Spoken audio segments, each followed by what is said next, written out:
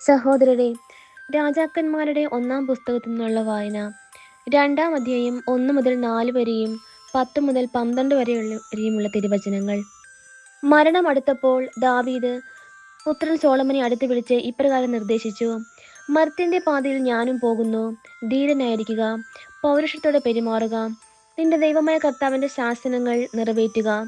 മോശയുടെ നിയമത്തിൽ എഴുതിയിട്ടുള്ളതുപോലെ അവിടുത്തെ മാർഗത്തിൽ ചരിക്കുകയും അവിടുത്തെ ചട്ടങ്ങളും പ്രമാണങ്ങളും കൽപ്പനകളും സാക്ഷ്യങ്ങളും അനുസരിക്കുകയും ചെയ്യുക. നിന്റെ എല്ലാ പ്രവൃത്തികളും ഉദ്യമങ്ങളും വിജയമണിയും. നിന്റെ സന്താനങ്ങൾ നേർവഴിക്ക് നടക്കുകയും പൂർണ്ണ ഹൃദയത്തോടും പൂർണ്ണ മനസ്സോടും കൂടെ എൻ്റെ മുൻപിൽ വിശ്വസ്തരായി വർത്തിക്കുകയും ചെയ്താൽ നിന്റെ സന്തതി ഇസ്രായേലിന്റെ സിംഹാസനത്തിൽ നിന്ന് അറ്റുപോവുകയില്ല എന്ന് കർത്താവ് എന്നോട് അരുളി ചെയ്ത വാഗ്ദാനം നിറവേറ്റേണ്ടതിന് നീ അവിടുത്തെ അനുസരിക്കുക. ദാവീദ് മരിച്ചു, അവനെ സ്വനഗരത്തിൽ അടക്കം ചെയ്തു. അവൻ ഇസ്രായേലിൽ 40 വർഷം ഭരിച്ചു. 7 വർഷം ഹെബ്രോണിലും 33 വർഷം ജെറുസലേമിലും. പിതാവായ ദാവീദിന്റെ സിംഹാസനത്തിൽ സോളമൻ ആരൂഢനായി. അവന്റെ രാജ്യം സുപ്രതിഷ്ഠിതമായി. നമ്മുടെ കർത്താവായ മിശിഹായ്ക്ക് സ്തുതി.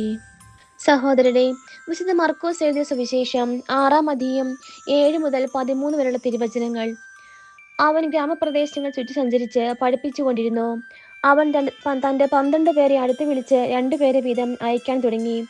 അശുദ്ധാത്മാക്കളുടെ മേൽ അവർക്ക് അധികാരവും കൊടുത്തു.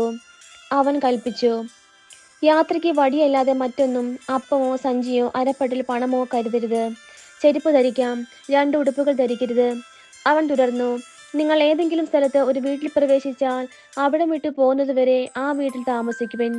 എവിടെയെങ്കിലും ജനങ്ങൾ നിങ്ങളെ സ്വീകരിക്കാതിരിക്കുകയോ നിങ്ങളുടെ വാക്കുകൾ ശ്രവിക്കാതിരിക്കുകയോ ചെയ്താൽ അവിടെ നിന്ന് പുറപ്പെടുമ്പോൾ അവർക്ക് സാക്ഷ്യത്തിനായി നിങ്ങളുടെ കാലിലെ പുഴ തട്ടിക്കളയുവിൻ. ശിഷ്യന്മാർ പുറപ്പെട്ട് ജനങ്ങളോട് അനുദപിക്കണമെന്ന് പ്രസംഗിച്ചു.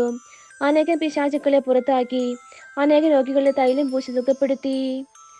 നമ്മുടെ കർത്താവായ മിശിഹായ്ക്ക് സ്തുതി.